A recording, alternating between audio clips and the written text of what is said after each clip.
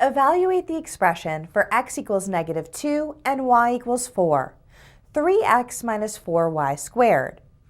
To evaluate an expression for given values, we substitute the values for those variables into the expression and simplify.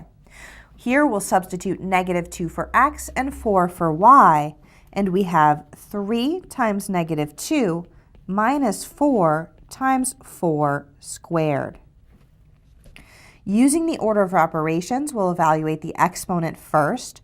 So we have 3 times -2 minus 4 times 16.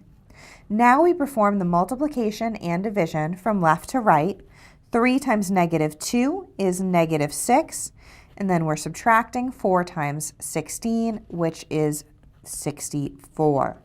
We have -6 minus 64, which is equal to -70.